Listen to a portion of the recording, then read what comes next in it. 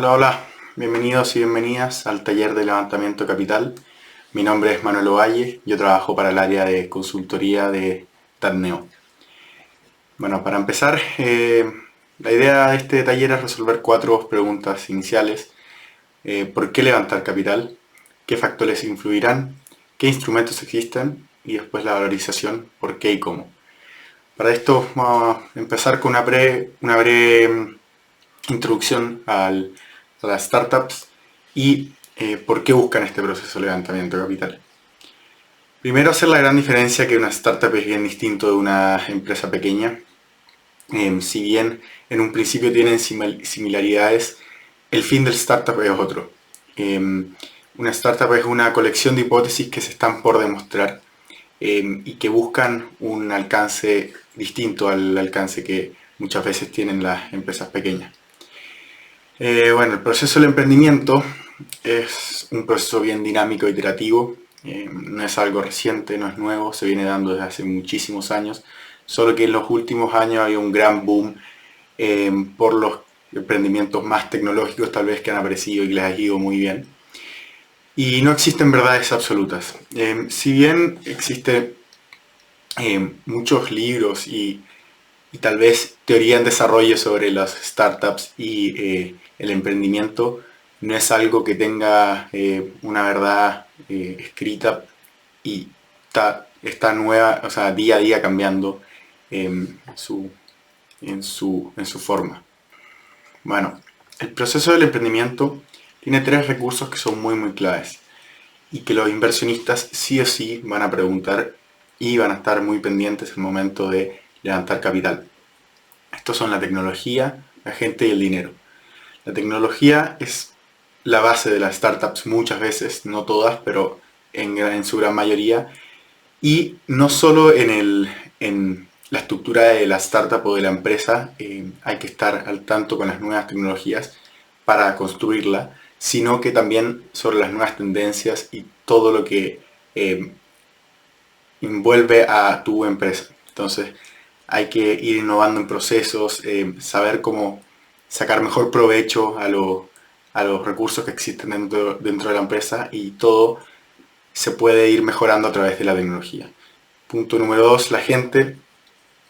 Eso sí es muy importante también en el levantamiento de capital y es distinto ver un emprendedor que está motivado, que se desvive por eh, su empresa a otro que tal vez no tenga esas mismas intenciones con su startup y eso se nota y se ve, entonces, y se mide tal vez en muchos venture capital o inversionistas ángeles, o sea quien sea.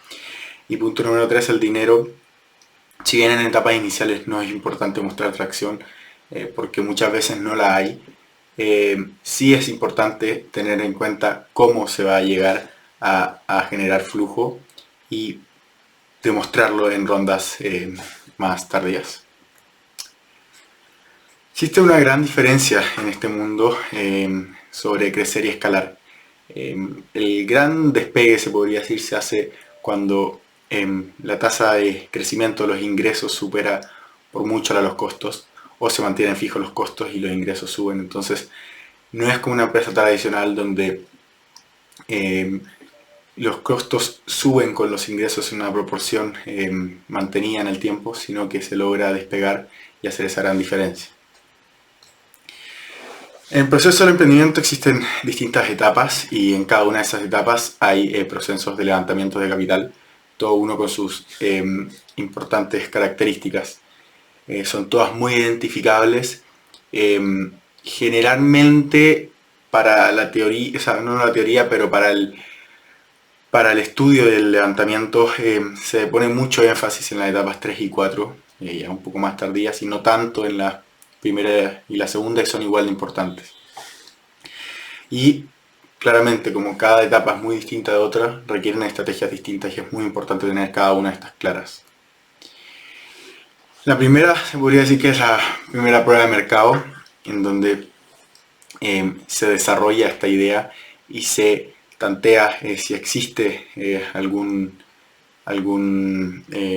interés por parte de algún cliente potencial.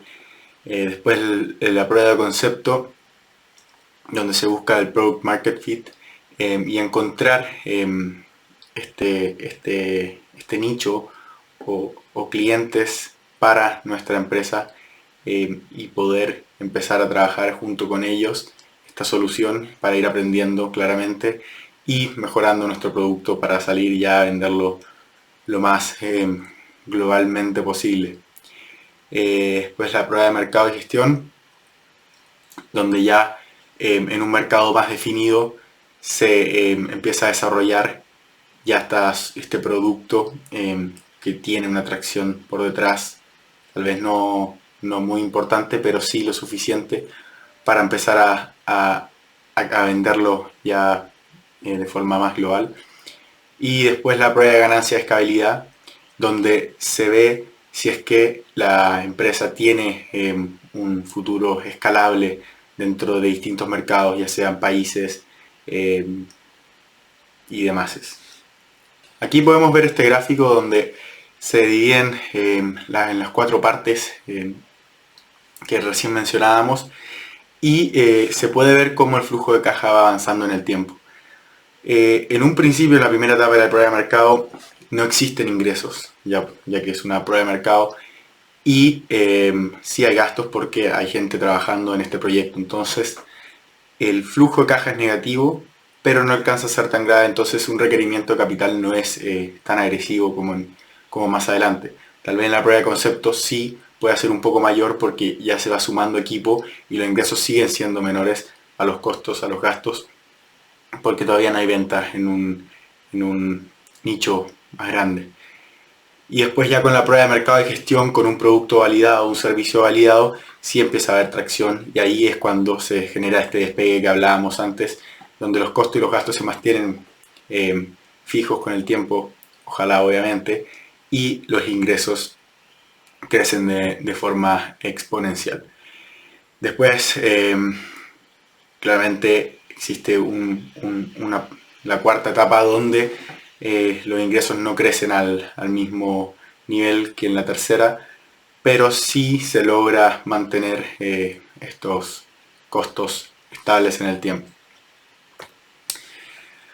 Para cada uno de estos procesos y etapas, en realidad, existen hitos que se deben ir validando y logrando para pasar de etapa. Entonces, podemos ver cómo van avanzando estos requerimientos de capital al cumplimiento de estos hitos en las distintas etapas y se necesitan más recursos a medida que se avanza en el tiempo y se avanza con estas etapas, dado que los crecimientos tienen distintas magnitudes. Al levantar capital hay varios aspectos muy relevantes que hay que tomar en cuenta. Como mencionaba recién, estos hitos críticos demuestran la capacidad de ejecución que tiene la empresa y le muestra al inversionista que lo que se proponen lo pueden lograr. Entonces, así uno va validando a su gente, a su tecnología. Entonces, se va creando una confianza en el inversionista que le da más validez a la inversión. Un punto muy recomendable siempre es levantar lo justo lo necesario. No va a querer uno entregar más equity o entregar más porcentaje de la empresa porque quiso levantar más plata de lo necesario.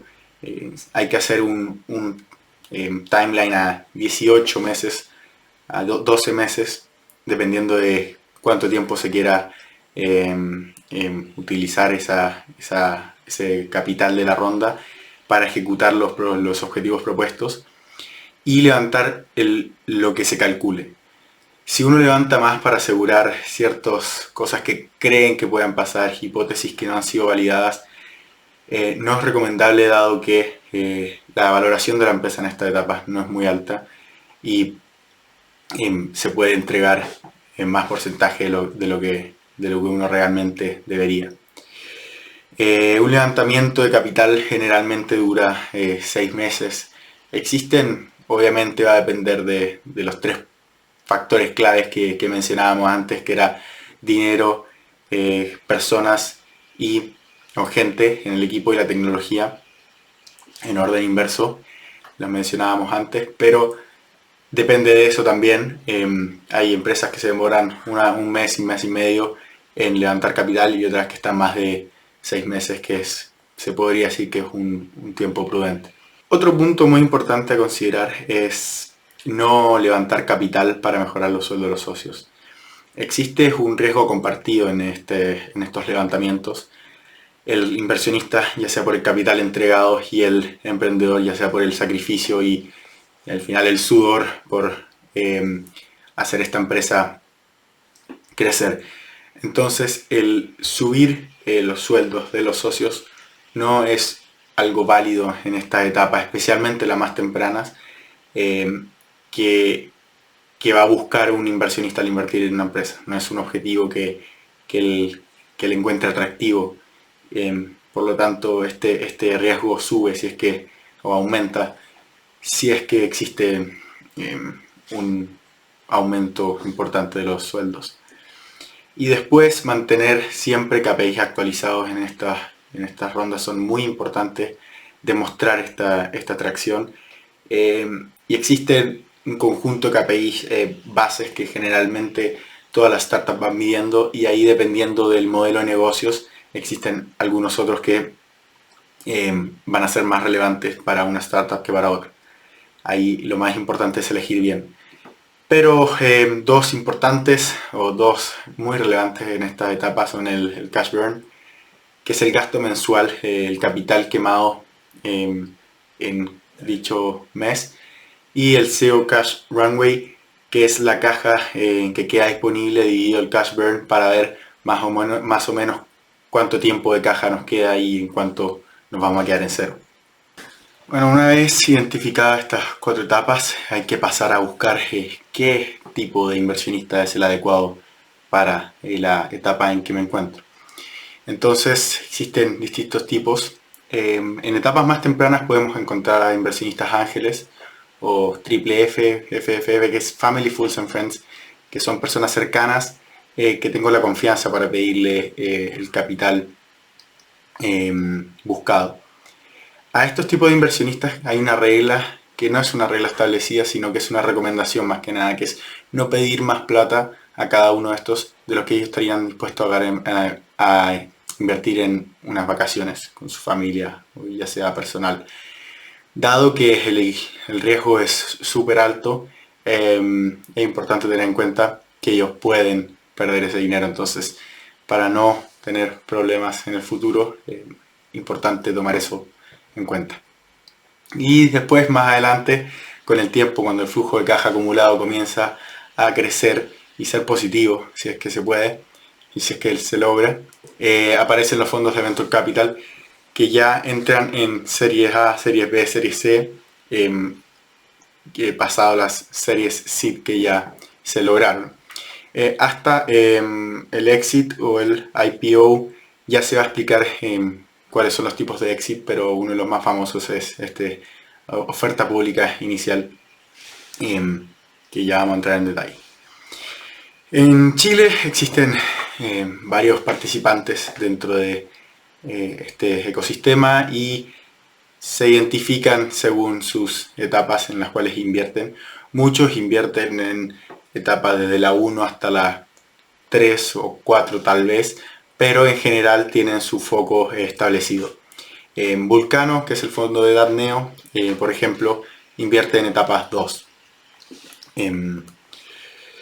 También es relevante tener muy claro que los inversionistas invierten en líneas y no en puntos.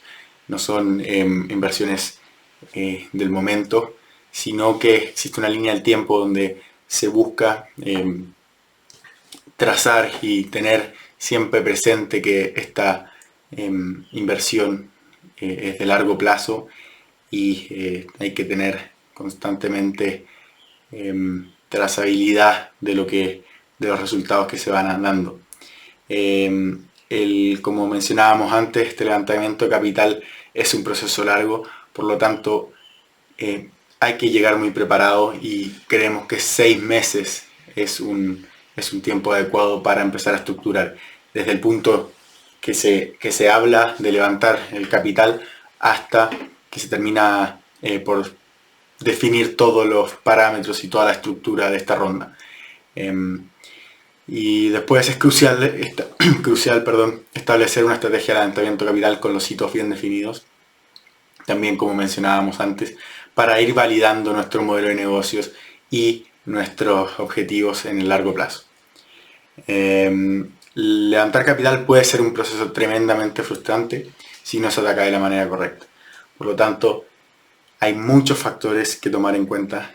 No es algo de llegar y establecer un monto y decir voy a conversar con un par de inversionistas a ver cómo me va, sino que es un proceso que hay que tomarlo muy en serio porque define sí o sí el futuro de la empresa, de la sociedad y de muchas otras cosas. Algo que siempre se dice es que hay que elegir al inversionista y que no sea al revés. Uno como emprendedor tiende a pensar muchas veces que lo importante es levantar este capital y salir a vender, pero siempre hay que tener en cuenta que lo más relevante es verlo de la otra manera. Hay que ir a buscar al inversionista, ya sea porque nos representa un valor agregado a la startup, por el conocimiento de la industria, por la experiencia que ha tenido en situaciones similares, etc., más que por la capacidad de entrega de capital que nos puede proponer. Es un matrimonio a largo plazo, por lo tanto hay que tomar bien esa decisión y verse en un futuro conversando y creando esta empresa en conjunto. El Smart Money es un concepto muy importante que resume todo esto. Si quieren pueden indagar un poco más en esto, pero creo que resume un poco lo que les trato de transmitir. La reputación del inversionista también es clave. Hay que tener mucho ojo en las inversiones pasadas que ha hecho, tratar de ver su portafolio, a las empresas que ha invertido, si es que ha invertido, y preguntar, ojalá, por la experiencia que han tenido con ellos.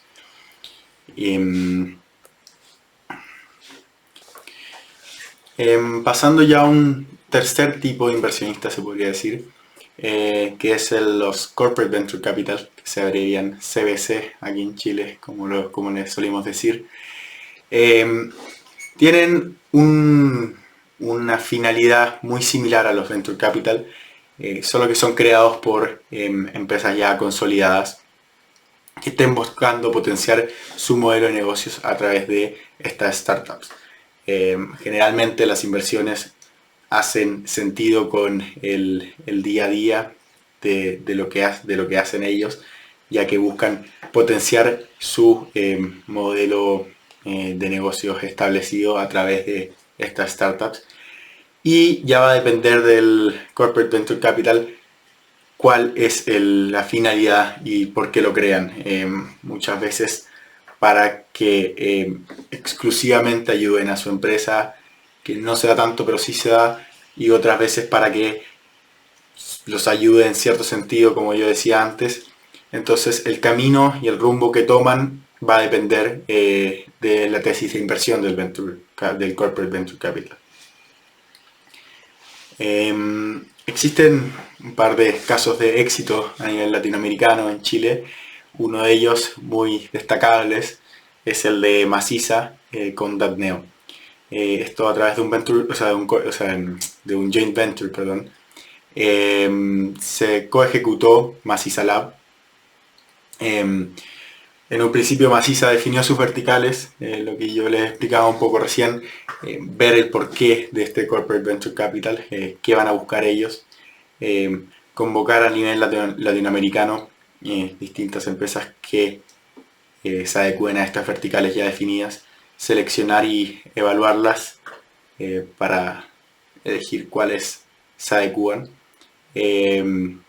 conformar este vehículo de inversión, que en este caso se creó junto con Datneo, y con el apoyo de un SAF de Corfo, que es un apalancamiento 1-1, donde Corfo aporta el valor invertido por el privado, y después Datneo se encarga de la gestión de la inversión. El proceso de inversión desde el lado de los inversionistas generalmente es muy similar, no varía tanto dependiendo del tipo, sino que existe un proceso bastante establecido, obviamente con sutiles diferencias por los tamaños de las rondas y por muchos factores, pero en general es un proceso que empieza con el scouting, donde se busca startups que puedan ser interesantes, el proceso de due diligence, la negociación de términos y condiciones, el monitoreo, la aceleración y finalmente el exit. Como mencionábamos antes, el exit es algo muy clave a tener en cuenta para el emprendedor. Muchas veces se llegan a levantar capital sin saber lo que es o el porqué de tenerlo definido, y lo importante del éxito es que define un poco hacia dónde aspira llegar esta empresa. Existen distintos tipos de exit y el inversionista va a leer bien la motivación de los emprendedores muchas veces a través de este exit. Y también es tremendamente relevante para él porque es donde va generalmente a ver el retorno de su inversión. Dentro de los tipos de exit podemos encontrar varios distintos. Les voy a contar sobre los principales y los que vemos más a menudo. Por ejemplo, el IPO, el Initial Public Offering, que es cuando una empresa pasa a transar en bolsa. Por lo tanto, uno como persona natural puede invertir en esta empresa. Se da mucho en empresas startups muy consolidadas, tales como Uber o Airbnb recientemente, hace un par de semanas, en diciembre del 2020. Y por el impacto que tienen en la empresa, dado por el precio que se establece y el precio que termina en los primeros días en la bolsa, genera mucha noticia y mucho ruido. Después existen las adquisiciones, que es cuando una empresa compra esta startup en ya sea distintas etapas, puede ser una serie B, serie C o ya más avanzado en el tiempo. Una fusión, que como dice el nombre, es cuando ya dos empresas, startups, se unen para crear una, y ahí sí que deben existir sinergias generalmente para seguir el camino en forma de uno. Y stock swap también, por ejemplo, cuando empresas intercambian acciones, claramente unas más valoradas que otras, pero también se suele dar. Y después existen los accesos a mercados secundarios, dividendos, recompra, pero no son exits tan comunes como los otros. Bueno, pasando al tema de valorizaciones, les voy a contar un poco sobre qué es lo que significa y cuáles son los tipos de valorizaciones o los tipos de modelos que existen para llegar a la valorización. Esto es un punto muy importante dentro de la ronda de inversión, dado que la valorización es la que define el precio de la empresa antes o después de esa ronda. Antes se llama pre-money valuation y después post-money valuation. Y esta va a definir finalmente qué porcentaje de la empresa se va a entregar, dado que la inversión representa un porcentaje del total del valuation. Por lo tanto, si yo levanto $500.000 a un post-money de $5 millones, es el 10% lo que se está quedando la empresa a cambio de ese levantamiento. Dentro de los cálculos de este valuation existen algunos más usados que otros, obviamente, y en eso voy a ahondar un poquito más, tales como el modelo de Venture Capital con comparables, modelo de Venture Capital con múltiplos de EBITDA, el Balance Scorecard y Balance Scorecard con simulación de Monte Carlo. Existen algunos otros, pero son menos usados, por lo tanto voy a ahondar un poco más en estos. Este es el modelo más utilizado, el modelo Venture Capital, que estima un valor potencial de salida o de exit del proyecto, de la startup, y la estimación se hace en base a comparables o múltiplos de EBITDA. El EBITDA es el margen operacional de la empresa, es Earnings Before Interest, Taxes, Depreciation y Amortization, depreciación y amortización. Y se calcula este valor pre-money aplicando un retorno mínimo sobre la inversión y un factor de dilución. El pre-money se va a calcular multiplicando el valor de exit por 1 menos el factor de dilución, dividido este retorno, el ROI, y menos la inversión que se hace en dicho momento. Por ejemplo, si tengo un valor de exit de 10 millones de dólares, que se saca en base a comparables o en base a múltiplos de EBITDA, con un ROI deseado de 10 veces, un factor de dilución para una ronda futura de 20% y la inversión de 100 mil dólares, llegamos al valor pre-money como muestra la ecuación de 700 mil dólares.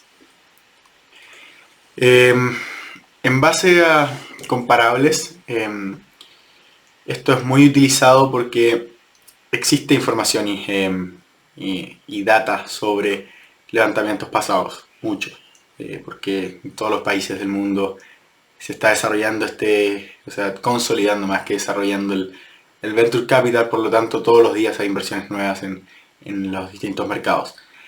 Existen distintas páginas en donde se consolida esta información y yo diría que la más famosa es Crunchbase. Allí uno en la versión gratuita puede ver el valor de los levantamientos, el monto de los levantamientos, perdón, y por quién fue el inversionista o el inversionista líder junto a otros. Con eso uno puede llegar más o menos a un valor, a un valuation, dado que está el monto y uno asume que levantan entre 15 y 25% dependiendo de la ronda. Por ejemplo, una ronda seed, yo puedo asumir que entre 15 y 20% se levanta generalmente, por lo tanto si es una ronda de 200 mil dólares, ahí uno hace el cálculo y le puede darle el valuation. Es importante castigar por el valor geográfico. Obviamente hay mercados más grandes que otros, mercados que tienen más potencial para ciertos productos o servicios que otros, por lo tanto no es lo mismo, no sé, una empresa, por ejemplo Uber en una ciudad que realmente se utiliza mucho el taxi, tal vez como Nueva York, no sé, un Uber en una zona un poco más rural donde tal vez no es tan común el uso del taxi. Puedo poner un ejemplo muy burdo, pero entonces el factor geográfico incide mucho, también por el tamaño del mercado, Estados Unidos versus Chile y demás. Entonces, en base a eso se obtiene un rango y en ese rango uno estima en dónde se está acercando tu empresa, tu proyecto, tu startup. Por ejemplo, Strava en la serie A levantó 3 millones y medio, serie B 12 millones, 6, 18,5 y así sucesivamente con el resto de las empresas, MyFitnessPal, Runkeeper, Yonder. Son todas aplicaciones de celular donde se traquea distintos deportes. Entonces uno hace más o menos este rango para cada ronda, Seed, Venture Capital, o sea, sería serie B, serie C, adquisición, y ahí uno se castiga geográficamente y termina con el monto final esperado del comparable. El Balance Scorecard es un ponderador que se obtiene por factores internos más externos. Estos factores pueden cambiar por etapa, por industria, y si parte de un valor base y se va multiplicando por estos factores que estamos diciendo, entonces uno puede sacar un valor base, por ejemplo, pre-money por comparables, como vimos recién, o por múltiplos de EBITDA, y en base a estos factores uno va multiplicando. Por ejemplo, yo tengo aquí un pre-money más bajo, un pre-money más alto, la media, la moda, y hago el comparable, digo ya, más o menos estimo en unos 5 millones mi empresa. y veo en base a estos factores cómo se va a ir ponderando ese valor. Entonces, ¿cuánto pesa el equipo fundador? ¿Cuánto pesa el tamaño de mercado? Esto se puede definir en base a un modelo externo que uno obtenga o que compre, o en base a uno creado por el mismo Venture Capital. Entonces, hay Venture Capital que tal vez el equipo fundador le puede pesar un 10, 15% y otros un 40%. Acá hay un ejemplo de un 30% para el equipo fundador. Tamaño de mercado, ¿en dónde está? Un 25%. O sea, tamaño de mercado, ¿dónde está? ¿Dónde quiere ir? 25%. Producto y tecnología. Y así sucesivamente para abajo. Entonces, se mide el peso relativo, el porcentaje del comparativo, y se saca este factor. Entonces, finalmente se va a multiplicar el pre-money que establecimos por este factor y nos da un monto, un valuation en base a este modelo de Balance Scorecard. Y tal como está el Balance Scorecard, existe otro que es un modelo más probabilístico, que es con una simulación de Monte Carlo, que es una técnica matemática computarizada donde se itera el modelo muchas veces y se hace un análisis de riesgo con la distribución de los resultados. Y entonces se llega a un valor, a un valor de pre-money en base a este modelo matemático combinado con el Balance Scorecard. Otro modelo bien conocido es el flujo de caja descontado. Se arma un flujo de caja anual por cierta cantidad de periodos definidos, y el flujo de caja es al final la entrada y salida de efectivo. Como no hay tantas cuentas en este tipo de empresas para abajo, es más sencillo armarlo y por lo tanto armar estas proyecciones. Entonces la valorización de la empresa se da por el valor presente de estos flujos sin la existencia de una perpetuidad al final, que sí se da en otro tipo de valorizaciones en empresas un poco más tradicionales. Se calcula una tasa de descuento representada por el riesgo del proyecto, y esa tasa se calcula con parámetros de mercado dados por la industria. Los parámetros ya conocidos en finanzas como el beta y el riesgo, o sea, el retorno de mercado, etc. Y posteriormente se pasa a sensibilizar en función de esa tasa de descuento.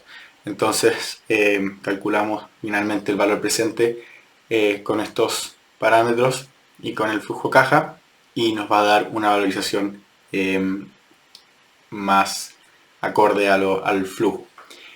Este modelo es muchas veces difícil de calcular, o sea, de aplicar, dado que en empresas más pequeñas como las startups todavía no hay un flujo definido, y las proyecciones, como muchos dicen, Excel aguanta todo, las proyecciones a veces no son tan acertadas. Entonces, si bien se da mucho este modelo, es difícil creerle bien, porque todo va a depender de los números que uno vaya metiendo en el flujo y en las proyecciones. Entonces, para empresas ya en etapas más iniciales, se recomienda tal vez pensar en otros modelos. Y finalmente la valorización multimodelo, donde se entrega un rango de valorización. Se mezclan modelos progresivos, regresivos, probabilísticos, que son los que estábamos viendo recién, y se considera una recomendación para el inicio de las conversaciones. Finalmente, vamos al último punto, que son los instrumentos de inversión. Existen tres instrumentos que son los más clásicos dentro del Venture Capital y dentro de este tipo de rondas de inversión, que son el equity, notas convertibles, y SAFE. SAFE siendo uno un poco más nuevo, que está popularizándose. El equity es uno más tradicional, se podría decir, y un poquito más sencillo en ciertas situaciones, ya que el inversionista paga este monto, esta inversión, por una cierta cantidad de acciones de la empresa. Entonces, es una metodología un poco más sencilla, donde no se involucra en cálculos tan relevantes posteriores al levantamiento, como sí en los otros casos que les voy a explicar. Por lo tanto yo voy y digo, ya estoy vendiendo, mal dicho, pero se puede decir el 15% de mi empresa por este monto, que es el valuation, o sea, perdón, por este monto a cierto valuation. Entonces al final, si yo estoy levantando $500.000 por el 10%, sacamos el post money y nos da un 5 millones de dólares. Entonces se usa comúnmente en series A y posteriores, dado los niveles de riesgo que esto implica. Por ejemplo, la nota convertible, que es la otra que acá pasamos, puede minimizar riesgos para el inversionista y para la empresa para etapas más iniciales. Y es por esto que se usa mucho en rondas seed, pre-seed, tal vez en una serie A. Y es un préstamo, una deuda, o sea, es una deuda que el inversionista otorga a cambios de acciones preferentes en un futuro. No es necesario contar con una valorización al momento de emitir la nota. Entonces, uno puede hacer una valorización estimada para la ronda posterior. Por ejemplo, estoy levantando una ronda seed y tengo una serie planeada para 18 meses más, o ya sea cuántos meses quieran definir, y establezco un cap, que es el monto máximo al cual se va a convertir esta nota para la ronda futura. Tal como una deuda tiene una fecha de vencimiento, una tasa de descuento, sobre el valuation futuro, que es el beneficio que obtiene el inversionista por invertir en este momento. Entonces, como estamos en una ronda seed o pre-seed, que es mucho más riesgosa tal vez que una serie B, serie C, por ejemplo, el descuento que se otorga es para el inversionista en la ronda futura, ese es cuando convierte esta deuda. Y los intereses que se van acumulando mes a mes, por al ser un instrumento de deuda, tiene que acumular intereses. Generalmente es entre un 5 o 8%, eso se define según el caso. Pasamos ahora al último de los instrumentos de inversión más utilizados en estos tipos de rondas, que es el SAFE. El SAFE es un instrumento creado por Y Combinator en el año 2013 y es una metodología similar a la nota o bono convertible, pero el monto acumulado no acumula intereses. O sea, el monto aportado no acumula intereses. Por lo tanto, no es una deuda de por sí. Tampoco tiene tantas restricciones en cuanto a plazos y demás, es que sí tiene una deuda. Entonces es mucho más fácil de aplicar y es más sencillo de elaborar. Se invierte cierto monto con la promesa de obtener un descuento cuando se valorice la startup. Por lo tanto, el inversionista recibe un contrato de opción de suscripción de acciones que se convertirá cuando exista una inversión con valorización o en un evento de liquidación. Estos documentos se han ido popularizando dentro del mundo del venture capital, dado lo que decía antes, es más sencillo y requiere de menos, un proceso un poco menos tedioso que la nota convertible. Eso sí, obviamente como todo en la vida tiene pros y contras, y en Chile no se utiliza tanto porque como muchos fondos están apalancados por Corfo todavía no ha desarrollado bien este instrumento dentro de las opciones de inversión de sus fondos apalancados. Entonces se ha tornado un poco más complicado, pero todo indica que se va a ir trabajando para allá. De igual forma, no es que haya un instrumento mucho mejor que otro, cada uno tiene sus particularidades y creo que lo mejor es analizarlo según cómo indique la situación y según también las conversaciones que se den con los inversionistas. Muchas veces uno se va a dar cuenta que el inversionista tiene un vehículo de inversión establecido y que le ha funcionado bien con el tiempo. Otras empresas han tenido muy buenas experiencias, entonces no hay que cerrarse a una. Sí hay que tener claro cuál es el modelo óptimo a elegir para uno, porque para facilitar tal vez la negociación, pero no cerrarse a un instrumento porque tal vez uno se limita a ciertos fondos que pueden llegar a ser interesantes, entonces podría perjudicarse la misma empresa. Bueno, eso es el taller de levantamiento de capital. Espero le vaya bien con las preguntas y con su caso. Muchísimas gracias y chao a todos.